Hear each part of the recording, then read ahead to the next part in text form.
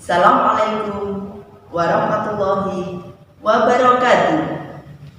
Salam sejahtera bagi kita semua. Anak-anak yang Ibu banggakan, pada pagi hari ini kita akan mempelajari Mumpel Bahasa Indonesia tema 3, subtema 4. Nah, sebelum pembelajaran kita mulai, marilah kita berdoa dulu agar apa yang kita pelajari diberi kemudahan dan dilancarkan oleh Allah Subhanahu wa Ta'ala. Berdoa mulai. Selesai.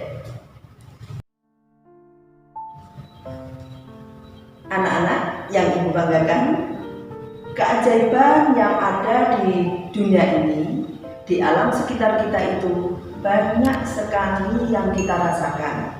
Jadi dalam kegiatan kita sehari-hari ini merupakan nikmat, merupakan karunia yang tiada kiranya dari Allah Subhanahu wa Ta'ala. Suatu contoh, terjadinya hujan, makanan yang kita makan itu akan lebih nikmat bila mana ada garam, diberi cabai dan lain sebagainya. Nah, itu semua membutuhkan suatu proses. Proses yang ada, untuk lebih jelasnya kita ikuti penjelasan doa berikut ini.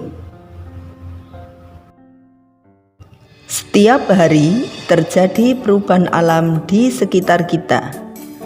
Contohnya perubahan wujud. Anak-anak, kita pelajari siklus air atau terjadinya hujan. Apa itu siklus air? Siklus air adalah proses perputaran air yang terjadi secara terus-menerus dari permukaan bumi ke atmosfer dan kembali lagi ke permukaan bumi. Adapun siklus air ada 4, yaitu sinar matahari memanaskan air yang ada di permukaan bumi sehingga mengalami penguapan. Hal tersebut dinamakan evaporasi.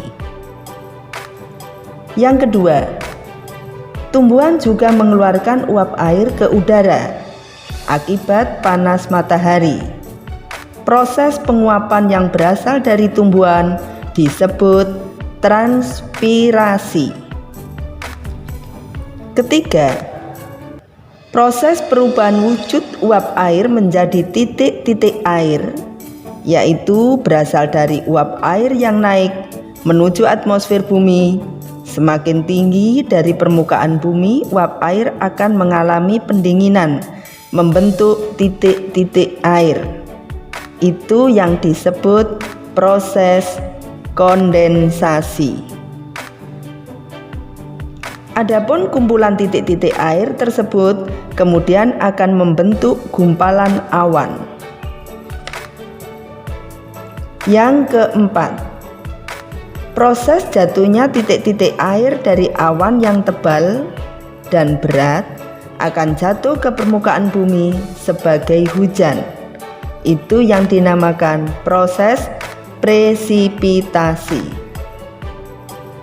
Akhirnya, air yang berasal dari hujan kemudian akan kembali lagi menguap oleh pengaruh panas matahari, kembali ke penguapan yang disebut evaporasi tadi, dan seterusnya. Itulah tahapan siklus air. Mudah-mudahan kalian bisa memahami dan mengerti sehingga nanti bisa mengerjakan tugas yang ada. Yang kedua, proses menghasilkan garam. Garam dihasilkan dari air laut yang dialirkan ke tambak pinggir pantai dengan cara 1. Menyiapkan petak tambak dengan memadatkan tanahnya terlebih dahulu. Yang kedua, tambak diisi air laut dengan kedalaman tertentu. Air laut yang kena sinar matahari akan menguap dan meninggalkan kristal-kristal garam. Ketiga, setiap hari harus ditambah air lautnya. untuk menggantikan air laut yang menguap selama 210 hari. Yang keempat, memanen. Untuk memanen garam sebaiknya dilakukan pada akhir musim kemarau. Jangan menunggu musim hujan tiba. Mengapa hal itu terjadi? Karena kualitas garam akan menurun atau tidak bagus.